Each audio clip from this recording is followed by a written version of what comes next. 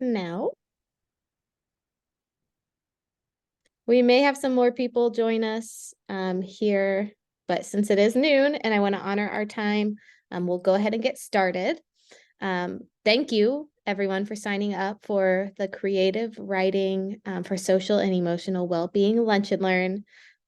You can eat lunch while you're here.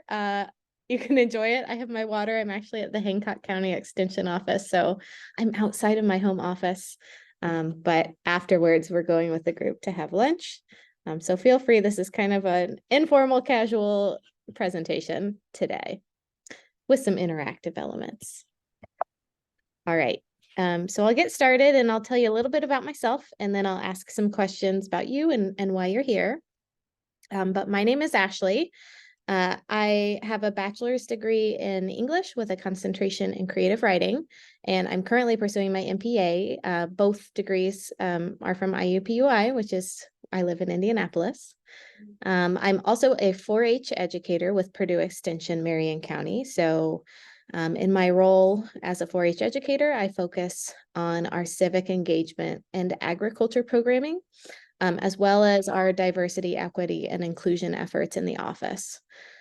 A little bit about my life. I live in Indianapolis with my husband, Paul, my toddler who's in that picture. Her name is Ivy. She's almost 2. Our dog, Luna, who is now, I think, officially crossed over to the senior dog level, but very lovable still. Our bearded dragon, Bacchus, and then I have 7 chickens who don't have names. So it's kind of like a zoo in my house. So I am interested in the topic of creative writing for social and emotional well-being for a number of reasons, but probably most personally is that creative writing has been a really big part of my life. I still remember when I was in 4th grade, I had my 4th grade teacher submit a poem to like a youth publication, and I was over the moon excited. And so it was kind of that moment that really inspired me to keep writing. And then I had lots of middle school and high school teachers who noticed my passion and helped me to grow it.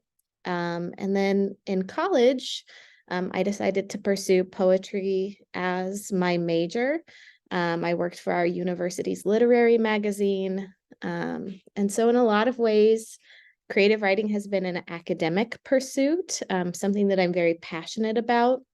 But it's, also helped me, and I think been a great resource for me because it's helped me to work through, many challenging and difficult situations in my life, traumas, even beautiful moments. And I think it's helped me more than anything to explore my feelings, to take an outward perspective when I need it, and even to, kind of stop and appreciate those everyday, lovely moments that we have.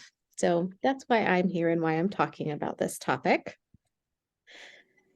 So now I have some questions for you, if you don't mind participating. My first question is, why did you choose to participate in this Lunch and Learn? And you can just unmute and talk, or you can write in the chat, kind of however you want to share.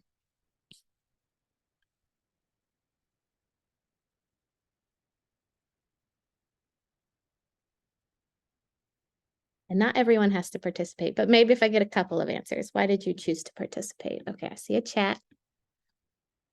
Janet says, learn more about it, to bring back to the Marion County Public Health Department. Justin says, saw this class posted on Nextdoor and thought it would be interesting from a wellness perspective. Awesome. Awesome. Okay. And then I'll go ahead to the next question. Y'all can still answer that one. Looking for a reason to do more creative writing? Yes, Andy, love it. Me too, all the time. Okay, so I'll go to the next question. What do you believe are the benefits of creative writing? And I'm reading these out in the chat too. Barbara says, I'm a caretaker for someone who has had a stroke and need a release from all the neediness and frustration.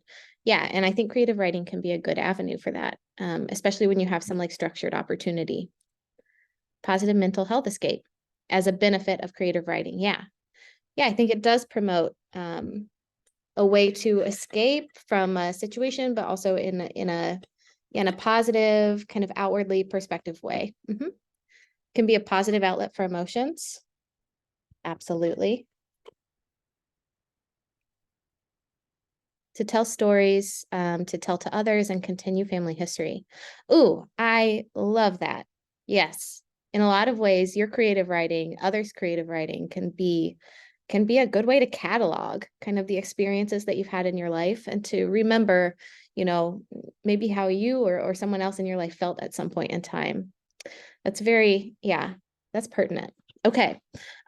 Third question, last question for us. What challenges do you experience when writing? Or for those of you who are interested in bringing, maybe a program to your group, what challenges might you face doing that with creative writing?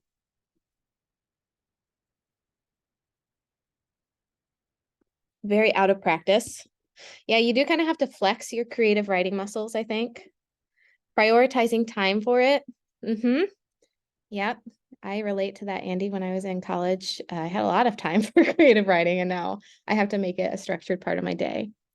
Janet says, afraid to write real emotions. Yes, which is why, and we'll talk about this too, the difference between creative writing and expressive writing, and kind of how beneficial creative writing can be to write out your real emotions because you're looking at them from a different setting or a different set of eyes. Fully developing a story with detail and meaning. Yeah, that can feel imposing and scary and challenging at first. Yeah, but there are good structured ways in which to start to do that, even if you don't fully realize a novel at your first start. That's all right. Starting small is good. Okay, wow. Well, thank you all for participating in those questions. That helps me get to know who's in the room and what you're interested in. And we can continue talking as well. So just to give you just a little outline of how the rest of our hour is going to go, I have a couple of research studies that I'll share with you just to kind of build the case for creative writing is what I'll say. Everything that Extension does is research based and really grounded in that. So I wanted to pull some of that part of creative writing to help us to all stay on the same foundation. Why is this important for us as individuals, as humans experiencing our lives? And then after that, we have 3 different poetry, creative writing, fiction, one nonfiction prompt that we'll kind of go through together. These are from the Indiana Writers Center, which I'll talk about as a resource for us. And these are prompts that involve writing from Hoosier authors. So kind of exciting in that way that we get an Indiana focused writing activity. All right. Oop, there we go. So the case for creative writing, the first study I'm going to talk about is titled Writing Your Way to Well-Being, an IPA analysis of the therapeutic effects of creative writing on mental health and the processing of emotional difficulties. And I will send this presentation out to you afterwards. There is a link if you're interested in reading further either of these studies. There is a link at the bottom of these slides. So in this research study, the researchers really kind of divided the thought of creative writing versus expressive writing. So when they were creating a program for a group to explore the benefits of group-focused creative writing, they felt the need to differentiate. Expressive writing might be the type of writing that you use to write out exactly what you remember about this event that happened in your life, or write out, your 5th birthday party and how that felt to you. Where creative writing, and I really like this quote down below, might lead writers instead from fact to fiction. So you're examining your journey in detail.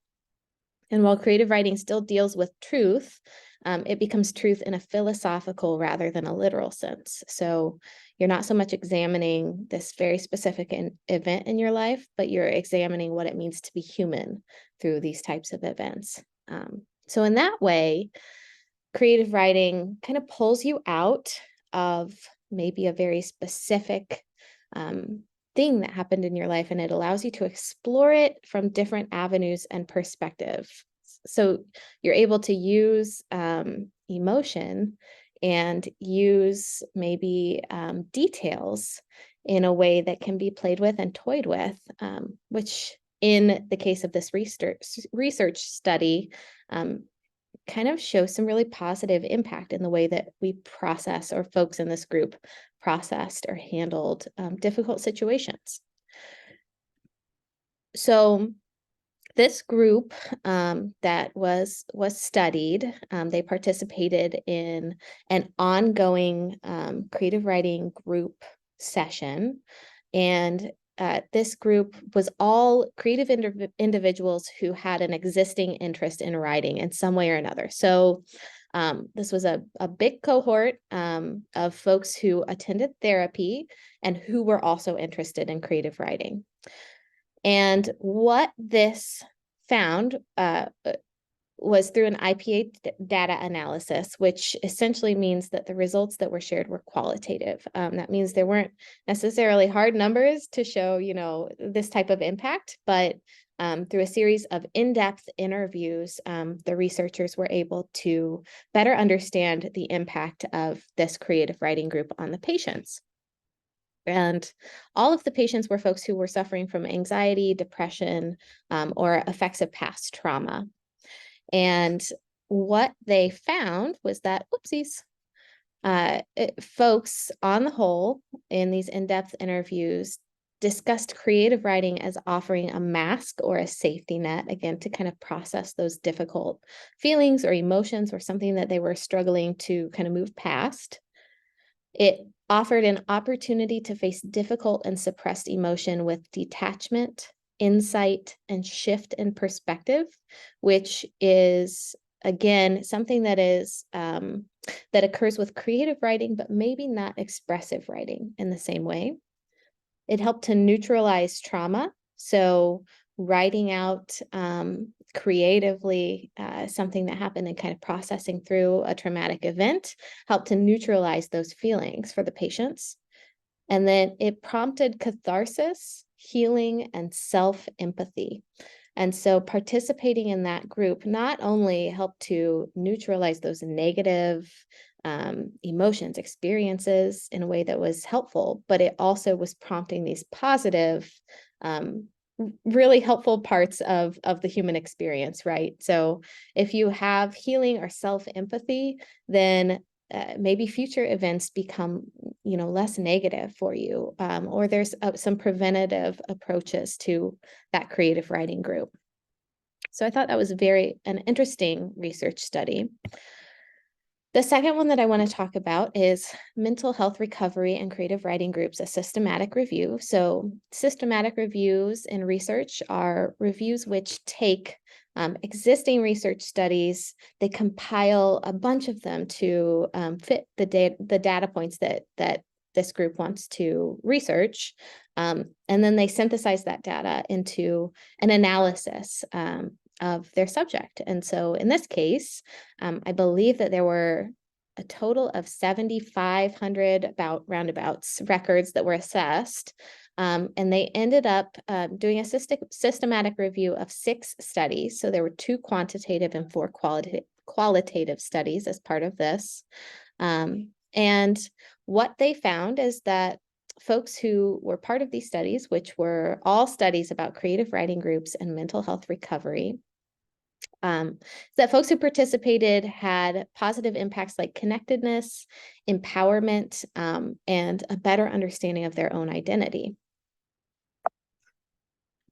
And I want to talk just about these 2 in particular, peer connectedness and identity. So while this study mentioned that creative writing groups in mental health settings did not take away a diagnosis from a patient, that these very positive outcomes of peer connectedness and identity were present in all of the studies that they reviewed.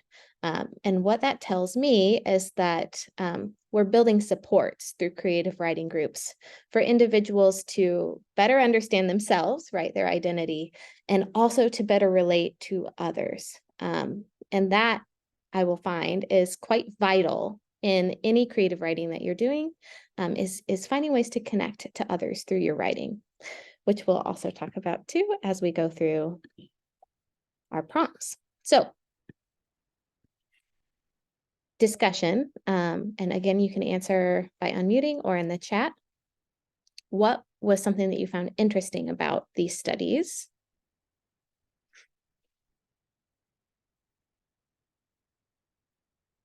Or maybe something that you already knew, but it was good to have affirmation.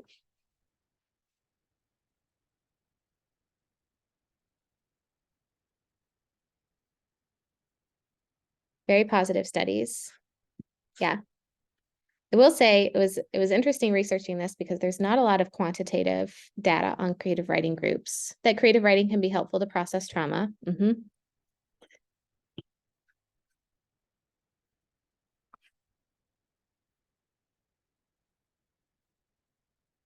And then kind of in your own words, why do you think researchers are finding a connection between creative writing and positive mental health outcomes?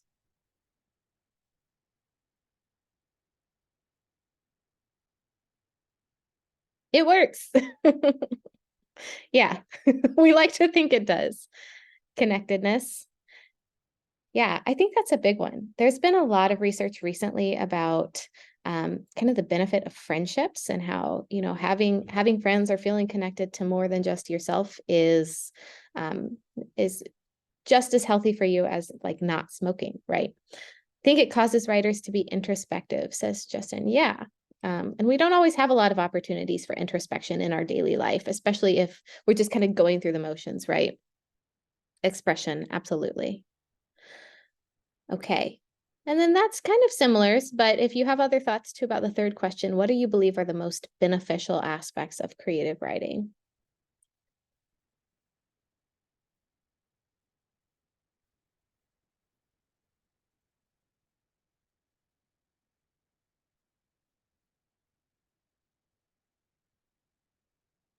Okay. All right. I'm going to take the chat down here, telling a story. Yeah. Yeah. I have another chat here. Thinking on paper. Yeah, sometimes it can really help. I don't know if y'all are like me, but if there's something like that I want to try to process through in my mind, it's really hard for me to just do that without writing something down or like having a visual. So I think creative writing provides a good avenue for that. All right. Shall we move on to our prompts? I want to give us enough time for this, since these are we'll do some reading and then some writing. And for folks who joined a little later, if you don't have a pen and paper and you prefer to write with a pen and paper, we are starting the prompts. So feel free to get up and go grab those. Like I mentioned, each of these three prompts is featuring writing from a Hoosier author. We have some really fantastic and incredible past and present Hoosier writers in the state. So if you aren't familiar with these names, please look them up. All three of the authors that I've listed here are pretty fantastic folks. And these prompts, just so you are aware, which I'll share too, the link to this in the chat. These prompts are part of the Indiana Writer Center Teacher's Resource Guide. So they have a pretty big curriculum with writing discussion questions and prompts that teachers are welcome to use with groups. If this is something that you're trying to start a group creative writing activity, that might be a good resource for you to get started with, because it's pretty well organized and structured out. So our first prompt activity is a nonfiction prompt featuring Philip Goley. So we'll read his nonfiction writing, The Hoosier Identity, and then we have a little prompt for you to follow after we read it. Okay, so here's Philip Goley's little bio. So he's published 20 books, including the Harmony series and the Porch Talk series of inspirational and humorous essays. He writes the monthly Home Again column for Indianapolis Monthly and is a regular contributor to the Saturday Evening Post. He was raised in Danville, where he lives today. He's also a co-pastor at Fairfield's Friends Meeting near Indianapolis. And then here's his, and I'll read this out loud for us too, but feel free to follow along. Let me also give you the link in the chat.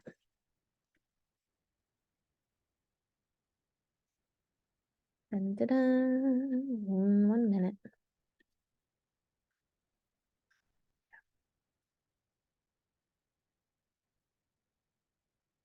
Okay. The Hoosier Identity by Philip Foley. I was in the 4th grade in Miss Betty Conley's class when I first remember hearing the word Hoosier. I'm certain I heard it before then, but that was the first time the word stuck. We learned about the state bird, cardinal, the state tree, which I'm not even going to try to pronounce, and the state stone, limestone. In the 5th grade, we moved on to U.S. history, but for one glorious year, we dwelled on all things Indiana. Mrs. Conley was an evangelist for the small town, believing its citizens possessed a degree of nobility lacking in city dwellers. When anything bad happened in our town, she blamed it on people from the city. So for the first 29 years of my life, I avoided Indianapolis like the plague, then was wooed there by its siren song. Unlike the Greek tragedies, my time there ended well. I only moved back to my hometown because I fell in love with a house that had a wood stove in the kitchen, which was and remains my idea of high living. I've lived in Indiana for 55 of her 200 years, have traveled in every one of her 92 counties, speaking in libraries and churches, and can report with a high degree of confidence that there is no such thing as the Hoosier identity, if by identity we mean a common trait shared by all. Hoosiers are no more all the same than our Californians, Iowans, or Texans. This isn't to say most of us don't aspire to a collective goal, in this case, Hoosier hospitality. Just as a cowboy lurks in most Texans, so does the wish to be friendly dwell in most Hoosier hearts. In our 199th year, our legislature voted in a law perceived to be unkind to gays and lesbians, and such an outcry was raised by Hoosiers, the politicians had to run for cover. We Hoosiers can be contrary, slow to change, and impossible to lead, but once we get it in our minds to welcome someone, there's no stopping us. I've been fired twice in my life, once by a man from Oregon who tossed me overboard to the sharks, and the other time by a Quaker meeting in Indiana whose elders held my hand and wept as they eased me out the door. I returned the next month for a pitch-in dinner, and they ushered me to the front of the line and slipped me an extra piece of pie. I'd like to think it was because they were Quakers, but now I believe it was the Indiana in them, that part of us that can't bear to be the cause of someone else's distress, however slim our fault. I once wrote a letter to a man newly arrived to our state, apologizing for its lack of an ocean. In Indiana, guilt runs a close second to hospitality. We feel guilty about everything. I majored in theology at Marian University in Indianapolis, which was actually a 4-year course of study in things I should feel bad about. William Henry Harrison, a governor of the Indiana Territory turned president, died on his 32nd day in office, throwing the nation into a tizzy about presidential succession. Mrs. Conley told us his last words were, "I wish to apologize for causing you all this trouble." I think she made that up because no one knows what he said, though it sounds like something a dying Hoosier would do, apologize for something he couldn't help. Or maybe he could have helped it, had he not violated another maxim dear to Hoosiers, wash your hands. That's the third thing every Hoosier learns. First, be nice. Second, be ready to apologize. Third, always wash after shaking hands. But William Henry Harrison forgot, caught a cold, which led to pneumonia, which led to his death, which led to John Tyler being sworn in as president. That led to the annexation of Texas and its eventual inclusion as a state for which we Hoosiers would like to apologize. I'll be the first to admit that my love affair with Indiana has had its ups and downs. Whenever our legislature meets, I think of leaving Indiana, but I stay put, mostly because of the wood stove in my kitchen and because my hero, Eugene Debs, was a Hoosier, born in Terre Haute on November 5th, 1855. It was Eugene Debs who said to the judge after being convicted of violating the Sedition Act in 1918, "I am opposing a social order in which it is possible for one man who does absolutely nothing that is useful to amass a fortune of hundreds of millions of dollars, while millions of men and women who work all the days of their lives secure barely enough for a wretched existence."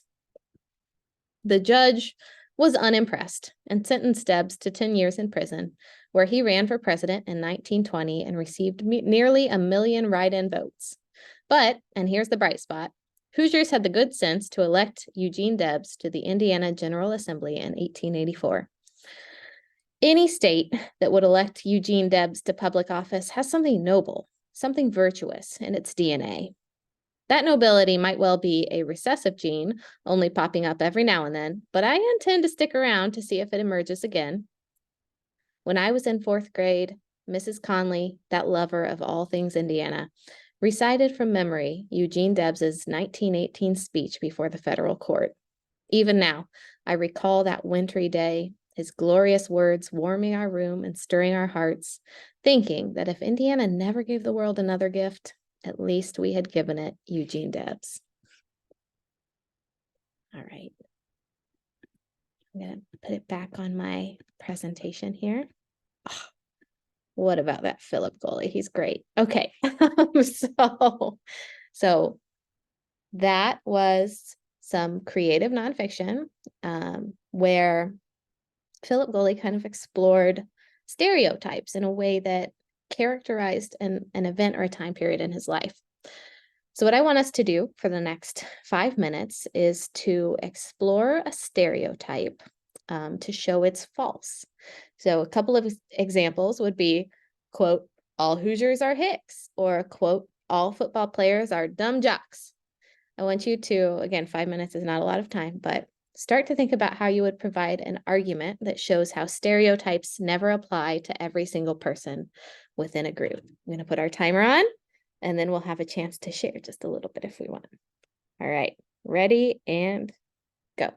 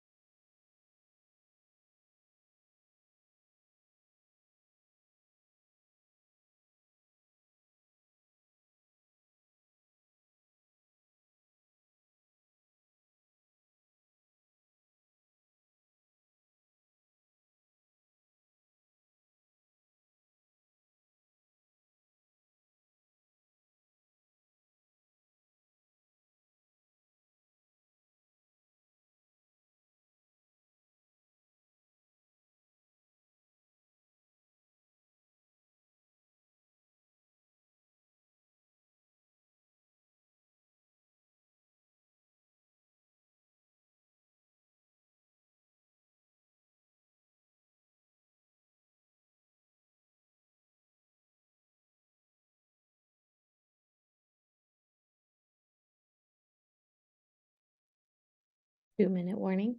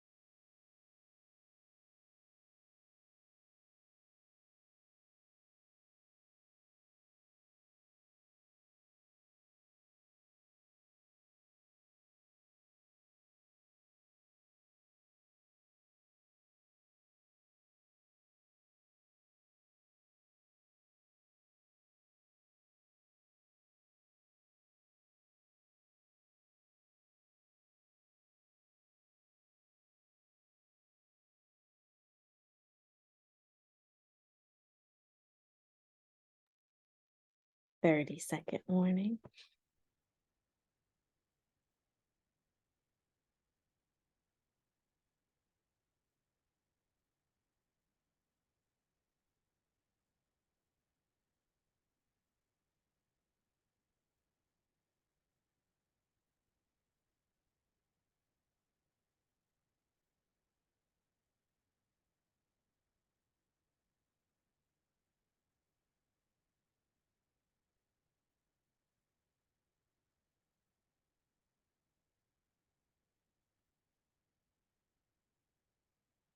All right, pencils down or fingers off the keyboard.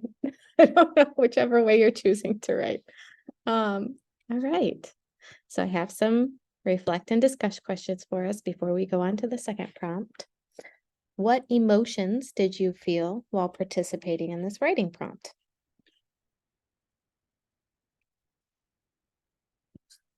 You can unmute or post in the chat.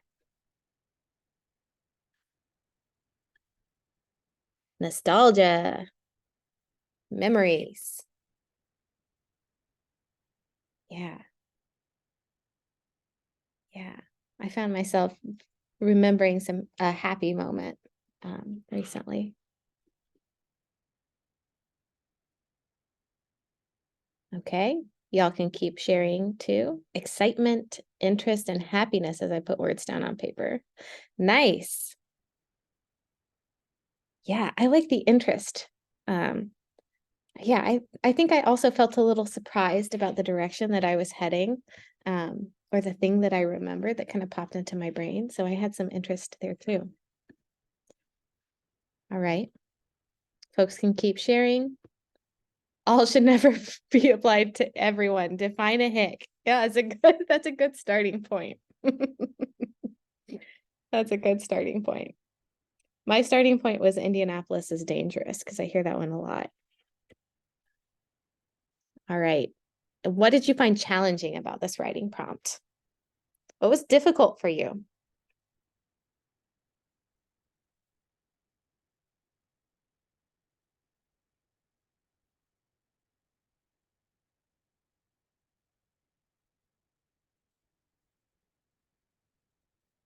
Okay, while folks are typing, for me, it was difficult to know like a format. I was doing kind of like a free write.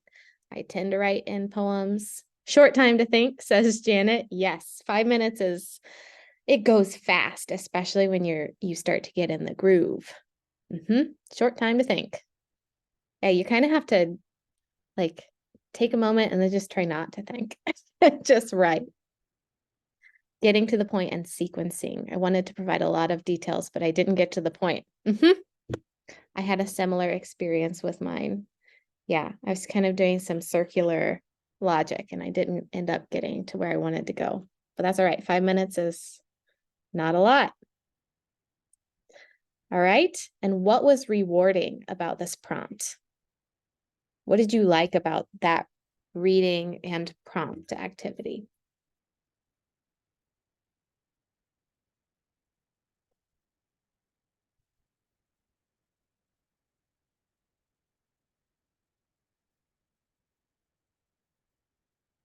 Being told what to write about. Yes.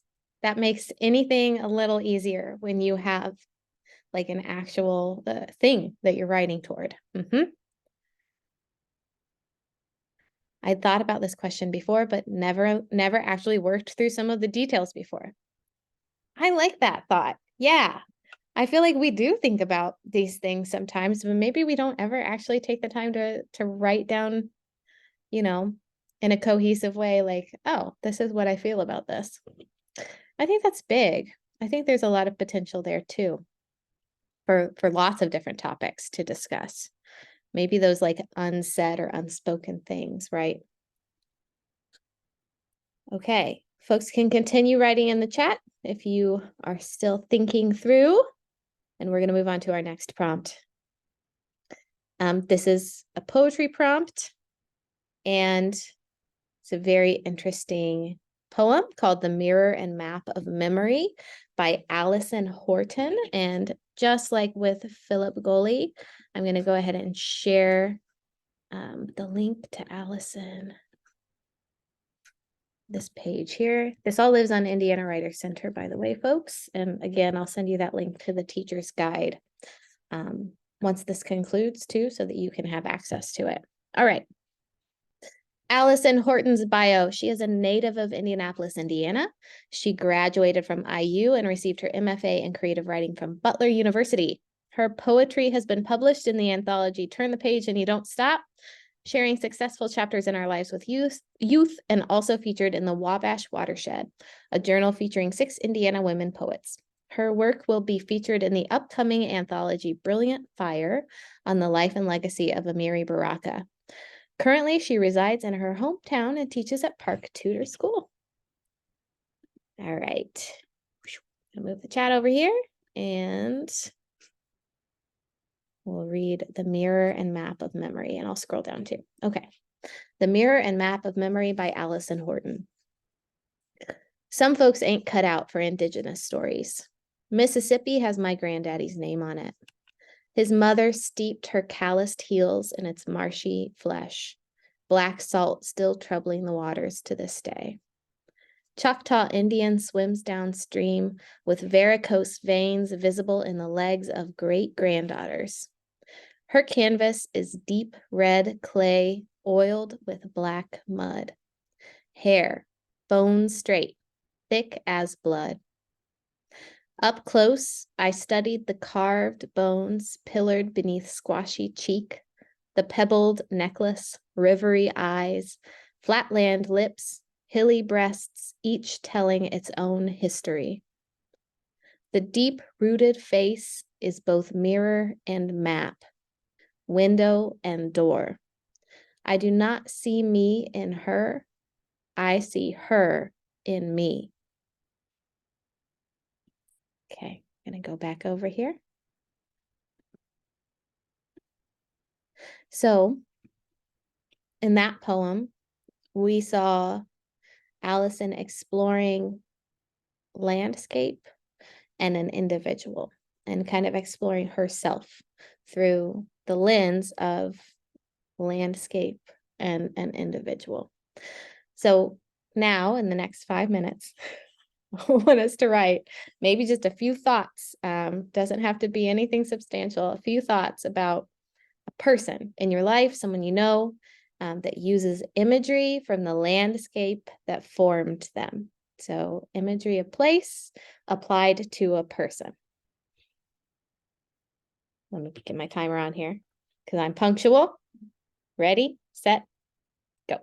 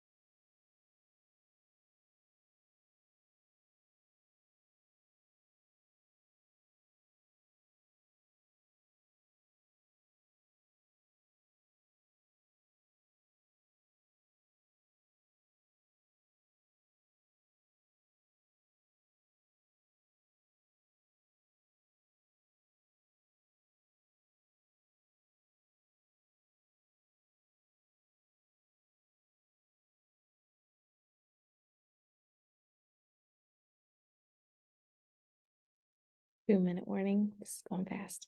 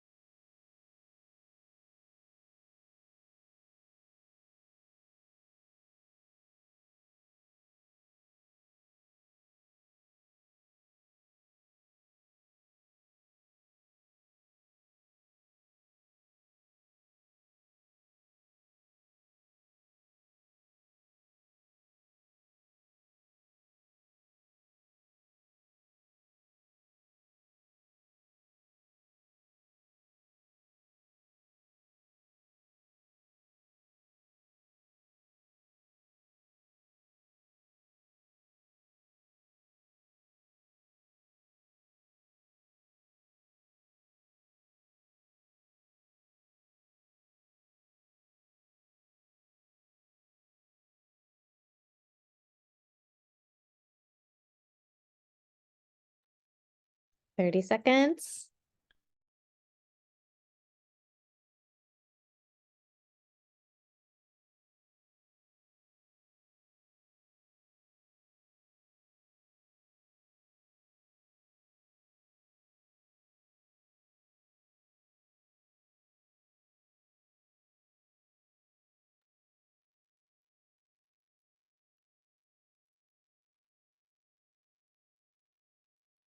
All right, pencils down, fingers off the keyboards.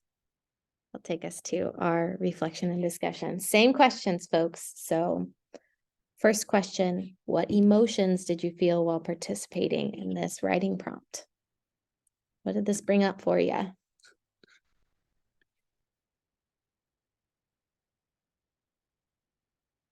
Wonder.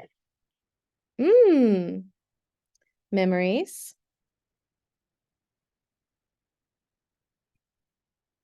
Poetry is tough. Oh, yeah. Yeah. Even as a poetry major, yeah.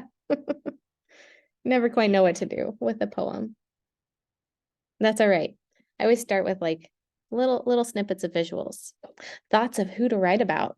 Yeah, kind of intriguing who you might pick up. Creativity. Yeah, you do have to be a little creative because this prompt specifically has you, you know, putting two things together that you don't maybe always put together, landscape and a person. All right. What did you find challenging about this writing prompt? I'll second Justin's poetry is tough.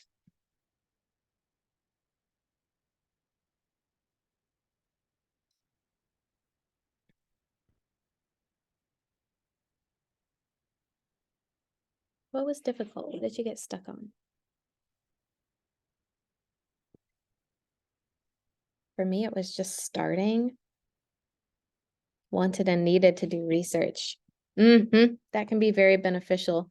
And with group programming or, as you continue on your creative writing journey, giving yourself time to deep dive is huge. Yeah, picking a person to write about. That's tough. Poetry doesn't have to rhyme. Yes. Yes.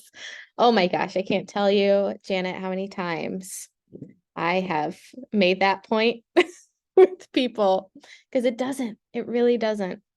In fact, I think it's better for it when it doesn't rhyme, unless you're writing a kid's book or your Dr. Seuss. All right. What was rewarding about this prompt? What gave you a little like, ooh, I'm proud of that feeling after you did this? Positive thoughts. Yeah. Maybe you were thinking about somebody that you hadn't thought about for a while or thinking about them in a new way.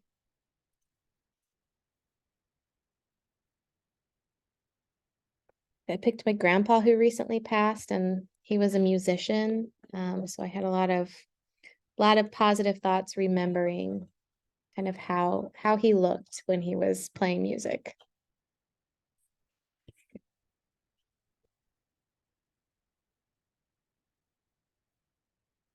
All right. Okay.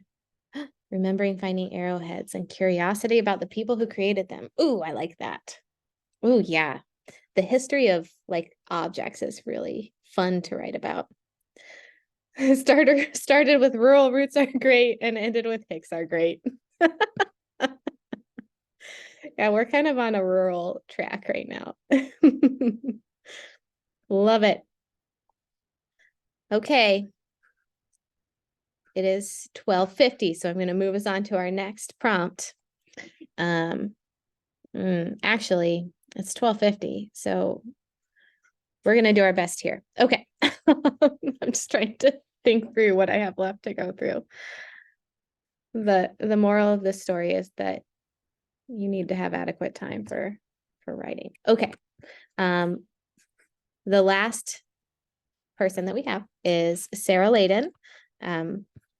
She's wonderful. She just published a book recently, and her piece of writing is called The Woman with No Skin. So Sarah Layden is the author of the novel Trip Through Your Wires. Her short fiction, poetry, and essays have appeared in the Boston Review, Booth, Pank, Artful Dodge, and elsewhere. She earned an MFA in creative writing at Purdue and lives in Indianapolis, where she teaches writing at IUPUI and the Indiana Writer Center, which is, of course, where we pulled this resource. Okay, we're just going to read The Woman with No Skin, but there are two pieces to this. And I might... Oh yeah, we can do this. All right, The Woman with No Skin. Far away or up close, she appeared just like anyone else. A young woman with pale arms and legs and a milk face unblemished by a single freckle or pimple or blotch. And this is fiction, by the way. Only when she turned a certain way did it become clear that what rested atop her muscle and bone was not skin, but a kind of permeable membrane that anything could pass through. She could not sit outside in spring, for the pollen would swirl in the air and attach itself to her very insides, moving in such a way that suggested her body was not even a barrier, that it was barely there at all. Clothing helped, but sometimes the fibers lodged deep, and she did not want to completely cover herself. She wanted air. She wanted to let the world in. But the problem with the world was that it wanted to be let in all the way. Her friend was a scientist and designed for her a special eco-friendly brown polymer suit. He had the garment specially fitted, yet it sagged at the waist and suggested the figure of a doughy gingerbread woman. She wore it to the mall. Teenagers with vulture-like scapula asked, "What's with the jumpsuit? Did you, drive a race car?" For once, their comments didn't travel directly through cardiac muscle or wind their way around shoots of gray matter. The words stuck to the suit. The young woman felt cautious elation.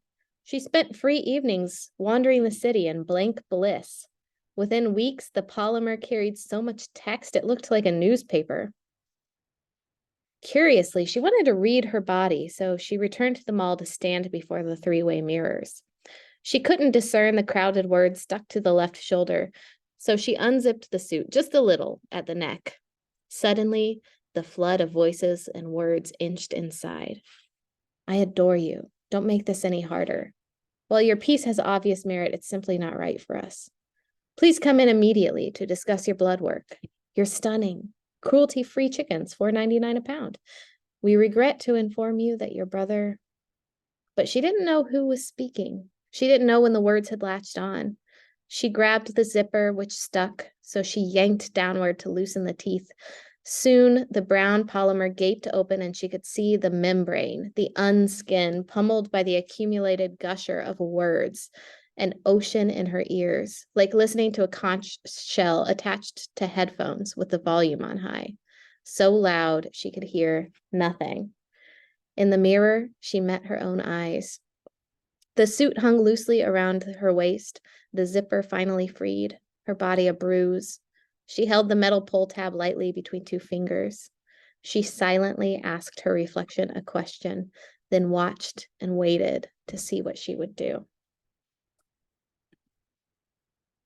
Okay.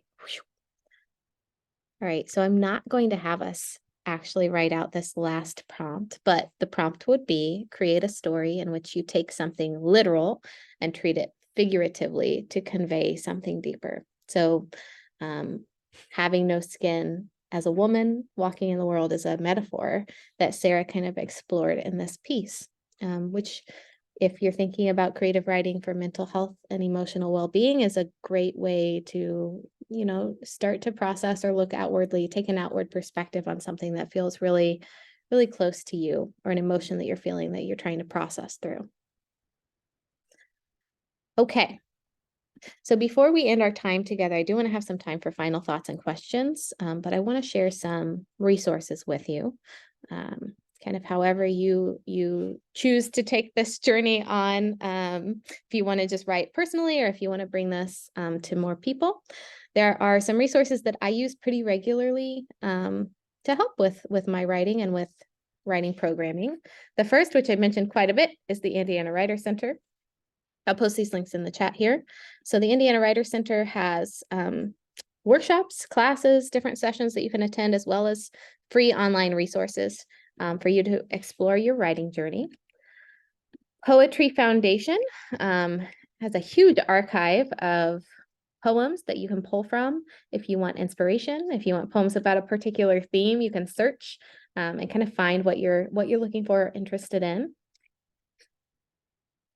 Indiana Humanities is an organization that encourages Hoosiers to think, read, and talk, and connect that way. So they have various workshops, they have events, all kind of focused around the humanities, which includes writing, but is not limited to writing. So they'll have films, they'll have hikes and discussions.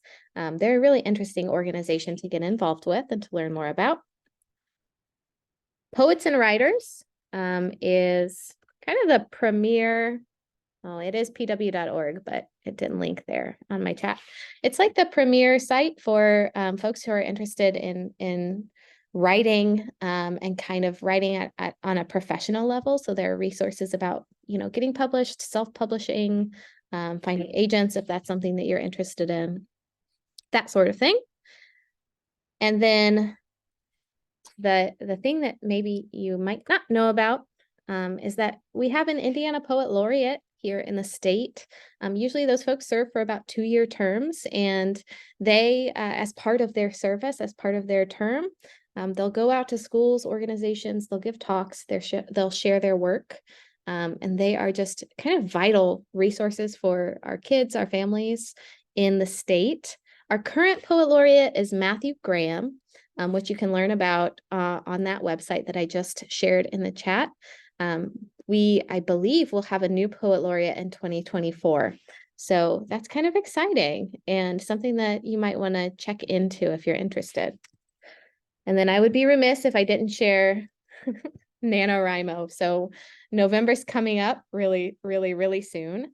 The month of November is National Novel Writing Month. So if you're interested in maybe like pacing yourself, kind of finding a more structured opportunity to write out a larger piece of work, if you go to that website, there are lots of resources and avenues for you to explore writing your own novel. Whew, that was a lot of resources. And finally, I have to share that Marion County 4-H, which again, I'm a 4-H educator, we are hosting a Poetry Out Loud competition, so a local competition as well as a coaching series. Poetry Out Loud is a national opportunity where young people in high school will choose 3 poems, not their own writing, but someone else's work, to then recite on stage. The national finals take place in Washington, D.C., and there are over $50,000 in prizes and scholarships. I have a Google site that I'll share with you on the chat here. If you're interested in volunteering, if you want to coach young people in their writing journey, if you just want to kind of come along for the ride and see what Poetry Out Loud is all about, please get in touch with me. I'll share my email too in the chat. We have coaching starting January 4th and ending February 1st, I believe. And that's my email address that I just posted. Okay. Final thoughts in our 2 minutes left. I really like to be timely, folks. What would you like to do as a result of this lunch and learn? If anybody wants to share in the chat, what interested you? What kind of sparked some curiosity? Where do you want to go from here?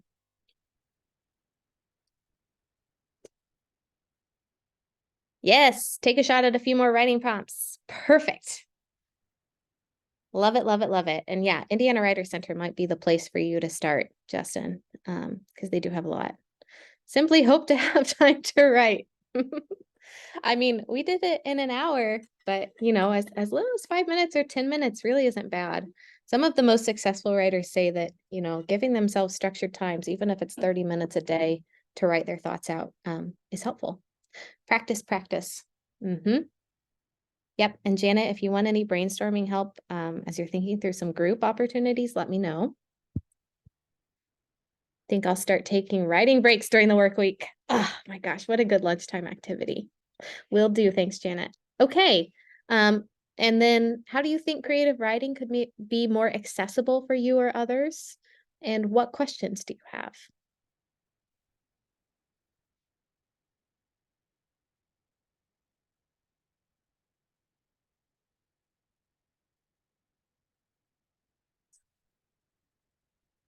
Yes, I will send a recording of the presentation as well as the slides, which have the links that I've shared in the chat. And hopefully that will be useful for you.